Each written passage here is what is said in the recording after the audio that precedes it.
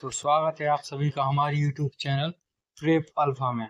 जैसा कि आप सभी को पता है कि हमारी स्पेशली ग्रुप डी के लिए कम्प्लीटली बायोलॉजी की क्लास चल रही है, जिसमें हमारी पाँच क्लास में पूरी कंप्लीट हो जाएगी बायोलॉजी। तो ये हमारी लास्ट क्लास है। तो हमने एक प्ले लिस्ट बना दी है जिसमें आपको सभी एक साथ पाँचों की पाँच क्लास देखने को मिलेंगी। तो आज का हमारा टॉपिक है पादप ऊतक। तो चलो हम शुरू करते हैं।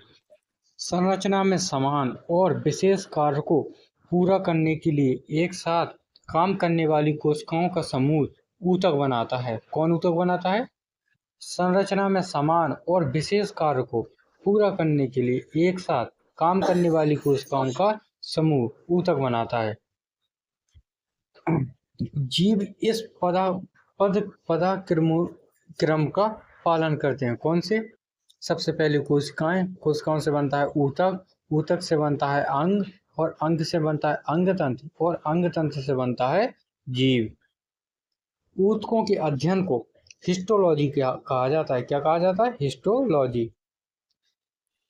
पादप ऊतकों के प्रकार, यह दो प्रकार के होते हैं। कौन कौन से? विभाज्य ऊतक और स्थायी ऊतक। विभाज्य ऊतक पादप कोशिका में वृद्धि के लिए होती हैं। ये विभाज्य ऊतक ऐसी कोशिकाओं के समूह होते हैं जो विभाजित होने की क्षमता रखते हैं और पौधे के विकास में योगदान करते हैं। अब बात करते हैं स्थायी ऊतक क्या होते हैं। स्थायी ऊतक ऐसी पादप कोशिकाएं होती हैं जिनमें सक्रिय विभाजन की क्षमता का अभाव पाया जाता है। अब बात करते हैं विभाज्य ऊतक। यह दो प्रकार, इसमें इसके अंतर्गत है शीर्ष विभाज्योतक ऊतक, पार्श्व विभाज्योतक और अंतर्वेशी विभाज्योतक।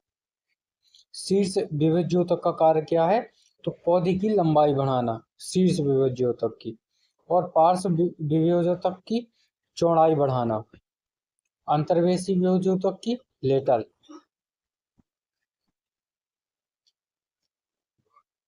अब बात करते हैं स्थायी ऊतक। स्थायी ऊतक कैसे कहते हैं? सरल स्थायी ऊतक और जटिल स्थायी ऊतक, ये दो प्रकार के होते हैं। सरल स्थायी ऊतक में कौन कौन से आते हैं? स्क्लेरेन्काइमा, कोलेन्काइमा और पेरेन्काइमा। और जटिल स्थायी ऊतक में जाइलम और फिलोएम। अब एक एक की हम बात करते हैं। स्क्लेरेन्काइमा किसके लिए होता है? कठोरता के लिए। कोलेन्काइमा किसके लिए होता है? लचीलापन के लिए। पेरेन्काइमा किसके लिए होता है? संघरण के लिए। और जाइलम किसके लिए होता है? जल एवं खनिज के अवशोषण के लिए। और फ्लोएम खाने के लिए। यहाँ से यह पूरी एक स्लाइड बहुत ही इम्पोर्टेंट है। आप सभी को पता होगा, अगर आप लोगों ने ग्रुप डी के कोई भी प्रैक्टिस सेट लगाया होगा तो 100% इनसे एक क्वेश्चन मिलता ही मिलता है। विभाज्योतक ऊतक, इन ऊतकों में तेजी से विभाजन द्वारा विकसित होने की क्षमता होती है। ये ऊतक पादपों के समग्र विकास में योगदान देते हैं। कैसे? ये ऊतक पादपों के समग्र विकास में योगदान देते हैं। पौधे की लंबाई और व्यास में वृद्धि इन कोशिकाओं द्वारा ही होती है। कैसे? पौधों की लंबाई और व्यास में वृद्धि इन कोशिकाओं के द्वारा होती है। विभाज्योतक ऊतक उस अनुभाग के आधार पर जहां मेरिस्टेमिक टिश्यूज मौजूद हैं, उन्हें इंटरकैलरी लेटर और एपिकल मेरिस्टम्स के रूप में वर्गीकृत किया जाता है। विभाज्योतक ऊतक की कोशिकाएं बहुत सक्रिय होती हैं।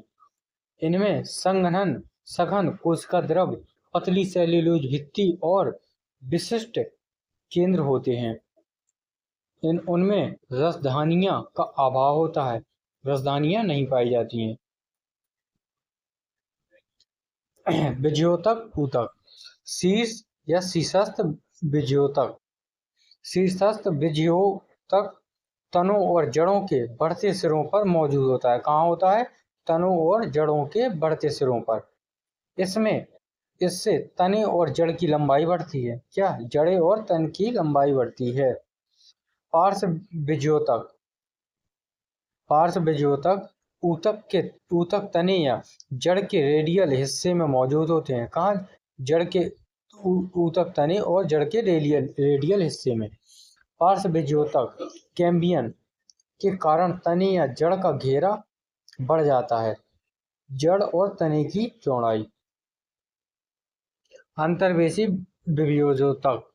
इंटरकैलरी अथवा अंतर्वेशी विज्योतक इंटरनोड या पत्तियों के आधार पर पाया जाता है। पत्तियों के आधार पर पाया जाता है। अंतर्वेशी विज्योतक इंटरनोड के आकार को बढ़ाता है। अब बात करते हैं स्थायी ऊतक। स्थायी ऊतकों को ऐसे विज्योतक ऊतकों द्वारा निर्मित जीवित या मृत कोशिकाओं के समूह के रूप में परिभाषित किया जा सकता है, जो विभाजित होने की अपनी क्षमता खो चुके हैं और स्थायी रूप से पादप शरीर में निश्चित स्थान पर स्थिर हो गए हैं। अब बात करते हैं स्थायी ऊतक की। पैरेन्काइमा। पैरेन्काइमा सबसे आम सरल स्थायी ऊतक है। इसमें पतली कोशिका भित्ति वाली अपेक्षाकृत अवशिष्ट कोशिकाएं होती हैं। वे जीवित कोशिकाएं हैं। कैसी कोशिकाएं? जीवित। वे आमतौर पर शिथिल रूप से व्यवस्थित होते हैं। इस प्रकार इस ऊतक में कोशिकाओं के बीच बड़े स्थान अंतरकोशिकीय स्थान पाए जाते हैं। यह ऊतक आमतौर पर भोजन का संग्रहण करता है।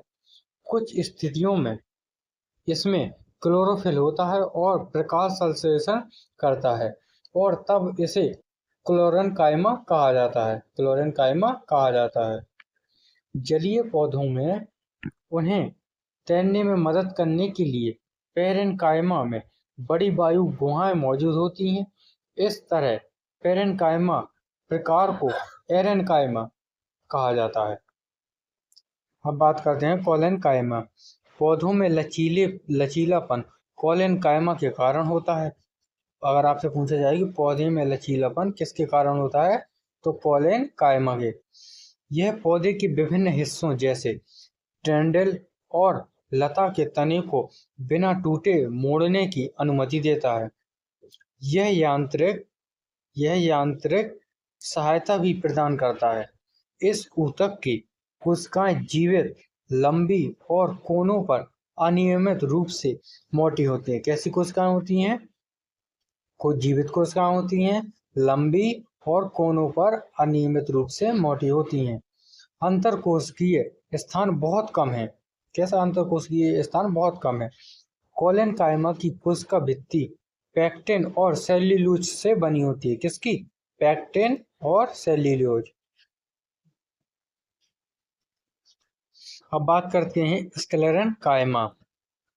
ये लंबी मृत कोशिकाओं के समूह हैं जिनकी कोशिका भित्ति में लिग्निन जमा होता है। इनमें कोशिकाओं के मध्य कोई अंतर गैप नहीं होता है। स्क्लेरेन्काइमा बीजों और नट्स के आवरण में पाया जाता है। किसके? बीजों और नट्स के आवरण में पाया जाता है स्क्लेरेन्काइमा। स्क्लेरेन्काइमा पौधे को ताकत प्रदान करता है। यह संवहनीय ऊतक है। कैसा ऊतक है? संवहनीय ऊतक है। जाइलम पानी और खनिजों को जड़ों से पत्तियों तक ले जाता है। कहाँ से कहाँ तक? पौधे और खनिजों को जड़ों से पत्तियों तक ऊपर ले जाता है। जबकि फ्लोएम पत्तियों द्वारा तैयार भोजन को पौधों के विभिन्न भागों में ले जाता है। फ्लोएम क्या करता है? भोजन को पौधे के विभिन्न भागों तक ले जाता है। जाइलम एक दिशीय में कार्य करता है और फ्लोएम दो दिशीय में काम करता है। अब बात करते हैं जंतु ऊतक। ये 4 प्रकार के होते हैं। कौन कौन से? उपकला ऊतक, संयोजी ऊतक, पेशी ऊतक, तंत्रिका ऊतक। हम बारी बारी से इन लोगों को पढ़ते हैं। उपकला ऊतक, कोई अंदर कोशिकीय स्थान नहीं होता है, कोई कोशिकीय स्थान नहीं होता है। जंतु में आवरण या सुरक्षात्मक ऊतक है, उपकला ऊतक है। उपकला शरीर के अधिकांश अंग और गुहाओं का आवरण बनाती है। क्या करती है? आवरण बनाती है। उदाहरण त्वचा, मुख, मुख की परत, लाइनिंग वाली जो लाइनिंग होती है, रक्त वाहिका की परत और वायुकूपिका, वृक्क, नलिका। उपकला ऊतक के 6 प्रकार होते हैं और उपकला के भी होते हैं। कौन कौन से? सरल सल की उपकला, खम्बानुमा उपकला, घनाकार उपकला और स्तरीकृत सल की उपकला, घनाकार या सिलिएटेड खम्बाकार उपकला और ग्रंथिल उपकला। सरल सल की उपकला क्या होती है? चपटी एवं पतली कोशिकाएं हैं जी। खम्बानुमा उपकला खम्बाकार कोशिकाएं हैं। घनाकार उपकला ऊतक घनाकार कोशिकाएं हैं। बारी बारी से हम इनको समझते हैं। पहला है सरल सल की उपकला। इनका कार्य क्या है? पदार्थ का परिवहन। बड़ी कोशिकाएं अत्यंत पतली और चपटी होती हैं। कैसी होती हैं? इनका कार्य क्या है? पदार्थ का परिवहन करना। और बड़ी कोशिकाएं होती हैं, ये अत्यंत पतली होती हैं और चपटी भी होती हैं। उदाहरण के तौर पर रक्त वाहिका की परत, एलियोली या और अन्य प्रणाली, मुंह की परत और वायुकोपिका, यह होती हैं। किस प्रकार के उपकला ऊतक फेफड़े से एलियोली की परत बनाते हैं? तो सरल सल की उपकला ऊतक। अब बात करते हैं स्तरीकृत सल की उपकला। यदि सल्की को परतों के पैटर्न में व्यवस्थित किया जाता है तो उपकला को स्तरीकृत सल की उपकला कहा जाता है। उदाहरण त्वचा। अब बात करते हैं खम्बानुमा उपकला। यह पेट के आंतरिक परत एवं आंत में होती है। कहाँ होती है? पेट के आंतरिक परत एवं आंत में होती है। कार्य क्या है इनका? आंत में अवशोषण एवं स्रावण। अब बात करते हैं घनाकार या सिलिएटेड उपकला। श्वास नली, फेफड़े, श्वसन तंत्र की आंतरिक परत, यहाँ ये पाई जाती हैं। कार्य क्या है इनका? श्वसन पथ में सीलिया की गति बलगम को साफ करने के लिए आगे की ओर ढकेलती है। यह इसका कार्य है। क्या कार्य है? श्वसन पथ में सीलिया की गति बलगम को साफ करने के लिए आगे की ओर ढकेलती है। अब बात करते हैं घनाकार उपकला। घनाकार कार्य है इसका यांत्रिक सहारा। यह गुर्दे की नलिकाओं और लार ग्रंथियों की नलिकाओं की परत में होती है। कहाँ होती है? लार ग्रंथियों की नलिकाओं की परत में। अब बात करते हैं ग्रंथिल घनाकार उपकला। कार्य क्या है इनका? पदार्थों का संश्लेषण एवं स्राव।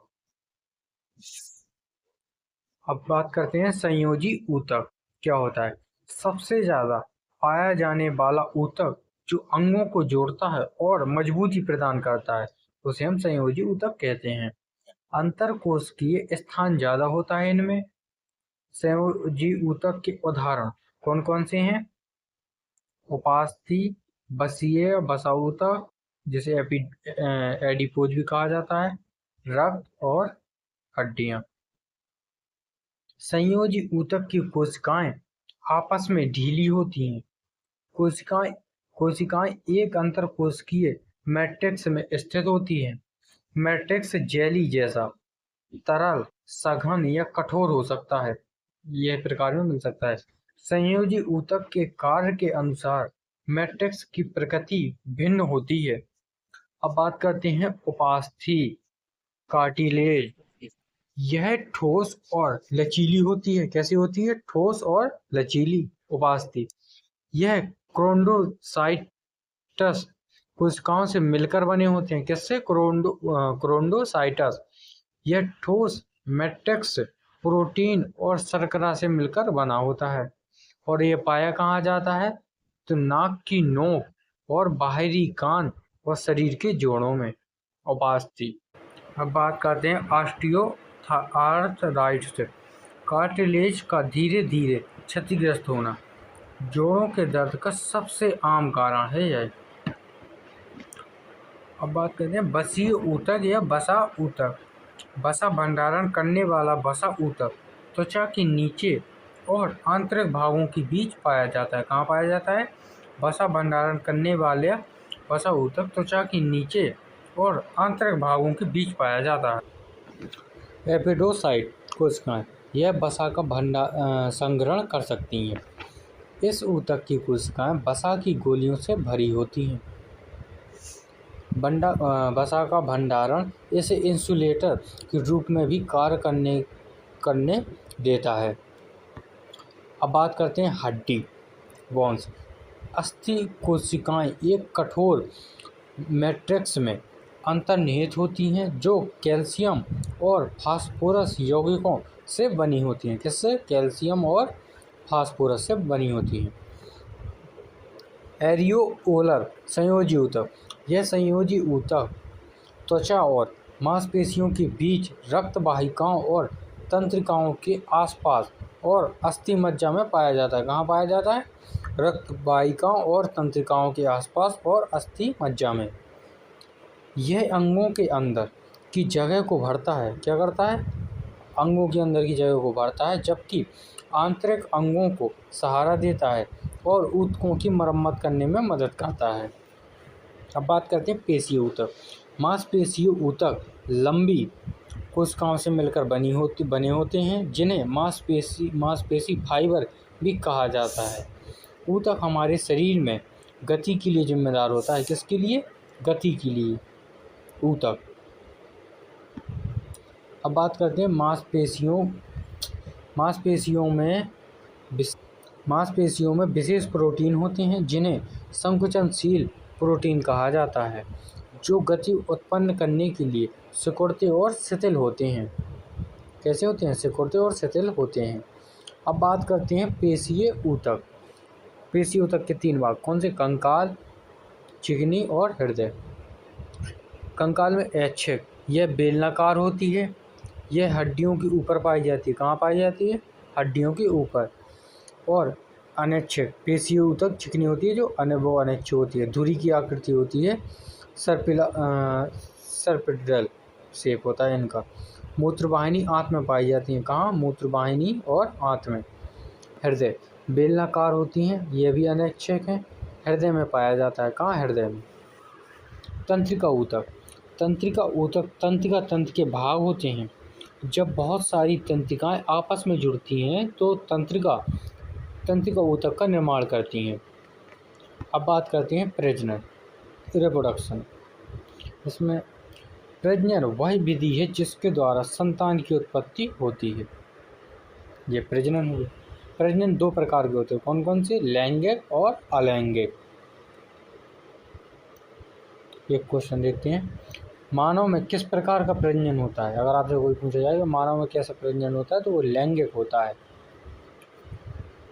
अलैंगिक जनन, अलैंगिक जनन क्या होता है? अगर क्वेश्चन आए कि अमीबा कैसे प्रजनन करता है, तो वो द्विखंडन द्वारा। बहुखंडन से कौन करता है? तो प्लाज्मोडियम। मुकुलन द्वारा, हाइड्रा और पुनर्जन्म से भी, दोनों से करता है यह। द्विखंडन लीशमैनिया, पुनर्जनन से प्लेनेरिया, बीजाणु निर्माण से राइजोपस और यीस्ट मुकुलन द्वारा। राइजोपस में नलिका वाली धागे जैसी संरचनाओं को क्या कहा जाता है? जिसके सिरों पर स्पोरेंजिया होते हैं, तो उसे कहा जाता है हाइफे। क्या कहा जाता है? हाइफे।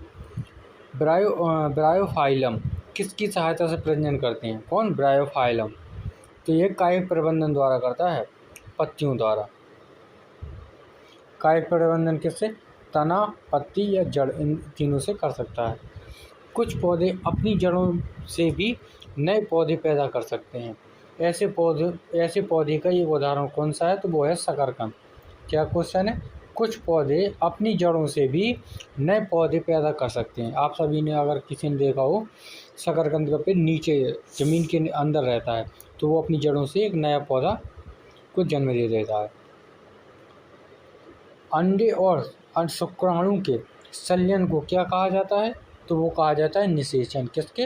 अंडे और शुक्राणु के संलयन को निषेचन कहा जाता है। एक मानव युग्मनज और एक मानव शुक्राणु में गुणसूत्रों की संख्या का अनुपात क्या होता है? तो 2:1। कितना होता है? 2:1। पुरुषों में शुक्राणु और महिलाओं में अंडाणु बनने की न्यूनतम आयु क्या है? तो पुरुषों में है 11 साल और महिलाओं में है 18 साल। प्रजनन के चरण कौन कौन से? युग्मनज, युग्मक जनन, डिंब और शुक्राणु युग्मकों के निर्माण को जेमेटोनेसिस कहा जाता है। क्या कहा जाता है? जेमेटोनेसिस। मनुष्य में शुक्राणु और अंडाणु बनने की न्यूनतम आयु यौवनारंभ कब से कब होता है? तो 11 से 18 साल। पुरुषों में शुक्राणु बनने की अधिकतम आयु उम्र क्या है? तो वह है बुढ़ापा, 60 से 65 साल तक शुक्राणु बनते हैं। महिलाओं में अंडाणु बनने की अधिकतम आयु वह है 50 वर्ष। मानव महिलाओं में निषेचन कहाँ होता है? तो वो होता है फैलोपियन ट्यूब में। अंडा अंडाशय में बनता है और निषेचन कहाँ होगा? फैलोपियन ट्यूब में। और अंडा कहाँ बनता है? अंडाशय में। कौन बढ़ते भ्रूण के लिए पोषक ऊतक के रूप में कार्य करता है? तो वो होता है प्लेसेंटा यानी कि भ्रूण। कौन मनुष्य में प्राथमिक यौन अंग है? तो वो है वृषण, टेस्टिस। प्रोस्टेट ग्रंथि यह मूत्राशय के नीचे स्थित है। स्राव पतला और दूधिया रंग का होता है। यह क्षारीय प्रकृति का होता है। कैसा? क्षारीय प्रकृति का। शुक्राणु की गतिशीलता बढ़ाने में कार्य करता है। वृषण आकार है अंडाकार। अंडकोश की लंबाई है 4 से 5 सेंटीमीटर। अंडकोश की चौड़ाई है 2 से 3 सेंटीमीटर। नर प्रजनन तंत्र का अध्ययन क्या कहलाता है? तो एंडोलॉजी। क्या कहलाता है? एंडोलॉजी। नर प्रजनन तंत्र का अध्ययन एंडोलॉजी। मानव नरों में मूत्र और वीर्य के प्रवाह के लिए एक ही मार्ग है, जिसे क्या कहा जाता है? मूत्र मार्ग, यूरेथ्रा। मनुष्य में क्रिप्टोचिर्डिज्म वह स्थिति है जब वृषण अंडकोश में नहीं उतरते हैं। शुक्राणु अस्थायी रूप से कहाँ संग्रहित होते हैं? शुक्राणु अस्थायी रूप से कहाँ संग्रहित होते हैं? तो अधिवृषण में। कहाँ? अधिवृषण में। कौन सी कोशिकाएं टेस्टोस्टेरोन हार्मोन का स्राव करती हैं? तो वो है लेडाइन कोशिका। पुरुष प्रजनन प्रणाली वृषण में 3 प्रकार की कोशिकाएं होती हैं। कौन कौन सी? जर्म कोशिकाएं, सर्टोली कोशिकाएं और लेडाइन कोशिकाएं। जर्म कोशिकाएं क्या होती है? शुक्राणु जनन। और सर्टोली कोशिकाएं पोषक तत्वों के लिए। और लेडाइन कोशिकाएं टेस्टोस्टेरोन पुरुष हार्मोन्स का निर्माण करती हैं। कौन करती हैं? लेडाइन कोशिकाएं। अब बात करते हैं शुक्राणु के परिवहन के लिए पुरुष प्रजनन में अंगों का सही क्रम क्या है पुरुषों में? तो वृषण, फिर वास डिफरेंस और फिर मूत्र मार्ग। वृषण से निकलने वाली वाहिनी की एक जोड़ी जो शुक्राणु ले जाती है वो है वास प्लस डिफरेंस। गर्भ निरोधक है। कौन कौन सी गर्भ निरोधक? तो कॉपर टी, कंडोम और डायाफ्राम। IUCD किसके लिए है? IUCD किसके लिए है? इंट्रायूरेट्राइन मौखिक गर्भ निरोधक गोलियां किसे रोकने का कार्य करती हैं? तो वो है अंडो उत्सर्जन और निषेचन को। कंडोम एक गर्भ निरोधक के बाधा विधि का उदाहरण है। मासिक धर्म के दौरान क्या होता है, तो अंडाशय की परत गिर जाती है। क्या होता है, अंडाशय गर्भाशय की परत गिर जाती है। एक महिला में प्रजनन की क्षमता किसके बाद खत्म हो जाती है, तो रजोनिवृत्ति के बाद। कितनी थी, 50 वर्ष। इसके बाद मादा प्रजनन प्रणाली, मासिक धर्म चक्र अवधि कितनी होती है, 28 से 30 दिन ये होती है अवधि। पहला मासिक धर्म की उम्र क्या है, तो 11 से 12 वर्ष की उम्र के बाद पहले मासिक धर्म को मेनार्च कहा जाता है। मासिक धर्म चक्र की अंतिम आयु कितनी है, 50 वर्ष। अंतिम मासिक धर्म चक्र को रजोनिवृत्ति कहा जाता है। जिन महिलाओं को हर 28 दिनों में मासिक धर्म होता है, वे 14 दिन के आसपास ओव्यूलेट करती हैं और उनके गर्भधारण की सबसे अच्छी संभावना 11 से 14 दिन के बीच होती है। फल किससे बनते हैं, अंडाशय से। बीजांड के पकने पर बीज बनते हैं। कौन सा पौधा एक लिंगी फूल पैदा करता है, तो कौन कौन से, तरबूज और पपीता, यह एक लिंगी फूल पैदा करते हैं, तरबूज और पपीता। द्विलिंगी फूल, गुड़हल और सरसों कैसे हैं, द्विलिंगी। हवा द्वारा परागण को एनेमोफिली कहते हैं, एनेमोफिली। कीटों का परागण कहलाता है एंटोमोफिली। पानी द्वारा परागण को कहा जाता है हाइड्रोफिली। पक्षी द्वारा ऑर्निथियोफिली। हम पौधों में प्लूम फ्यूल कहाँ पा सकते हैं, तो वो है बीज में पा सकते हैं। बटरफ्लाई की लाइफ सर्कल क्या होती है, तो पहले अंडा बनता है, फिर लार्वा जिसे हम कैटरपिलर भी कहते हैं, फिर प्यूपा, फिर वयस्क, ये होती है उसकी लाइफ सर्कल। जंतुओं का कौन सा समूह बाह्य निषेचन दर्शाता है, तो वो है मेढक, मछली और सैलामेंडर। यहाँ से हो गई है बॉटनी शुरू। वनस्पति विज्ञान पादपों का वैज्ञानिक अध्ययन है। किसका अध्ययन है, पादपों का, जिसमें उनकी संरचना, गुण और जैव रासायनिक प्रक्रियाएं शामिल हैं। वनस्पति विज्ञान के जनक की उपाधि ग्रीक दार्शनिक और अरस्तु के छात्र थियोफ्रैक्टस को दी जाती है। किसको, थियोफ्रैक्टस। यह किसका छात्र था, अरस्तु का। अब बात करते हैं प्रकाश संश्लेषण। पौधे जिस प्रक्रिया से अपना भोजन बनाते हैं उसी को प्रकाश संश्लेषण कहा जाता है। इसकी रासायनिक अभिक्रिया है 6CO2 + 12H2O। आफ्टर रिएक्शन सूर्य का प्रकाश C6H12O6 + 6H2O + 6O2।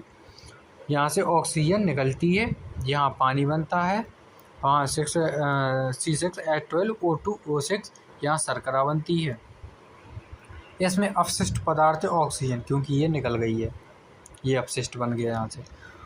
पौधे अपना खाना दृश्य प्रकाश के द्वारा बनाते हैं। कैसे बनाते हैं, दृश्य प्रकाश के द्वारा।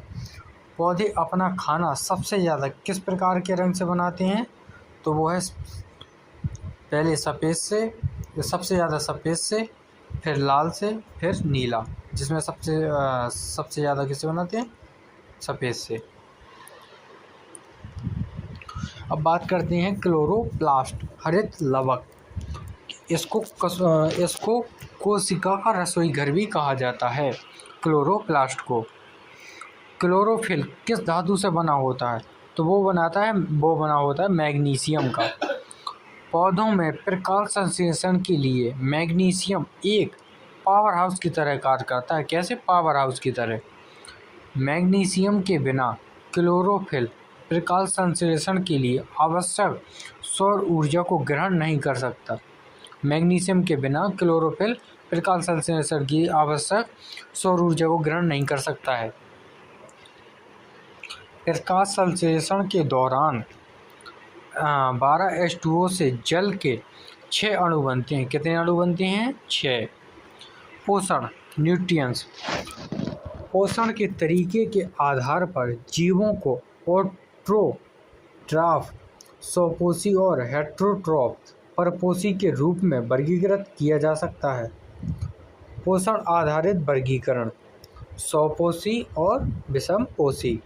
स्वपोषी वे जीव जो प्रकाश संश्लेषण या रासायनिक ऊर्जा केमियोसिंथेसिस का उपयोग करके अपने परिवेश में उपलब्ध पदार्थों से भोजन बना सकते हैं, उन्हें हम कहते हैं स्वपोषी।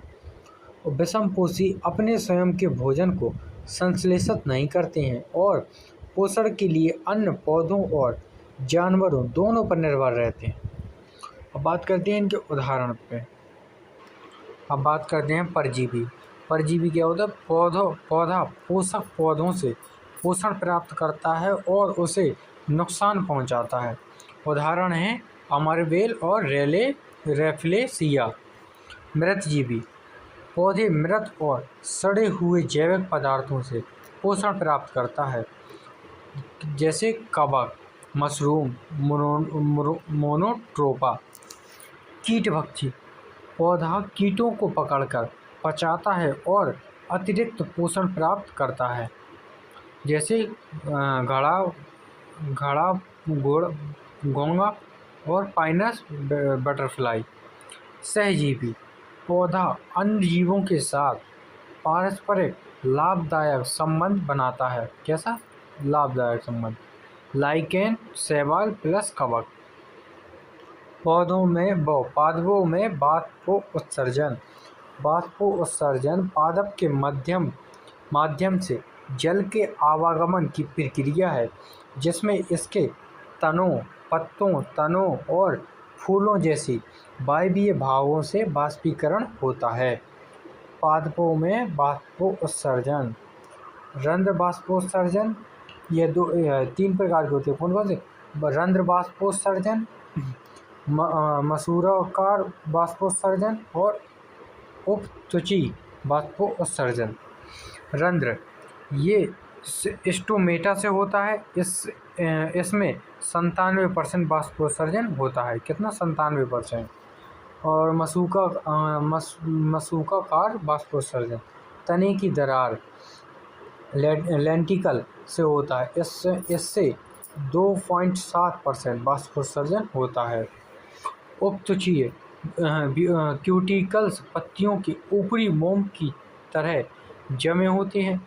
इनमें लगभग 0.3% बाष्पोत्सर्जन होता है। बात करते हैं पादप हार्मोन। पादप हार्मोन को उनकी रासायनिक संरचना और पौधों में उनके द्वारा उत्पन्न प्रतिक्रियाओं के आधार पर समूह में वर्गीकृत किया जाता है। अब बात करते हैं वृद्धि प्रेरक और वृद्धि संदमक रोकने वाला। संदमक का अर्थ होता है रोकने वाला। ऑक्सिन हो गया वृद्धि प्रेरक, जिब्रेलिन और साइटोकिनिन। और वृद्धि संदमक क्या होता है रोकने वाला? एब्सिसिक एसिड और एथिलीन। ऑक्सिन ये तनों के सिरों में बनता है। कहाँ बनता है? तनों के सिरों में। यह कोशिका की लंबाई बढ़ाता है। क्या करता है? लंबाई बढ़ाता है कोशिका की। यह तने की वृद्धि में भी सहायक है। तनों की वृद्धि में कोई पौधों जो सूर्य की ओर झुक जाता है, इसका कारण क्या है? तो इसका कारण है ऑक्सिन हार्मोन का असमान वितरण। इसके कारण ये झुक जाता है। अब बात करते हैं जिब्रेलिन। ऑक्सिन की तरह तने की वृद्धि में मदद करता है। क्या करता है? तने की वृद्धि में मदद करता है। यह अंकुरण में सहायता प्रदान करता है। यह पुष्पन में भी सहायक है। साइटोकिनिन कोशिका विभाजन को बढ़ाता है। वे ज़्यादा कोशिका विभाजन वाले क्षेत्रों जैसे फलों और बीजों में अधिक सांद्रता में मौजूद होते हैं।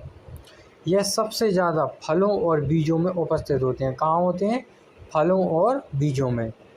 साइटोकाइनिन यह पौधों में रंध्र खोलने के लिए भी सहायक है।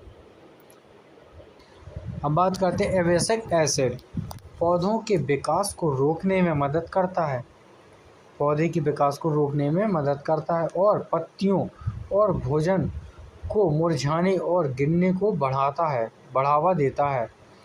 यह रंध्र को बंद करने में भी सहायता करता है। इथिलीन, इससे फल पकते हैं। इथिलीन से यह बीज की निष्क्रियता का कारण बनता है। यह पत्तियों और फल के गिरने का कारण बनता है। तो इसी के साथ हमारी कंप्लीटली बायोलॉजी हो चुकी है, जो ग्रुप डी के लिए 100% काम आएगी ही आएगी। प्योर एनसीईआरटी बेस्ड है। इसमें जो भी हमने आपको पढ़ाया है वो प्योर एनसीईआरटी है, जो रेलवे फॉलो करता ही करता है। तो आई होप आप सभी को पसंद आया होगा। तो चैनल को सब्सक्राइब कीजिए, लाइक कीजिए और शेयर कीजिए। Thank you.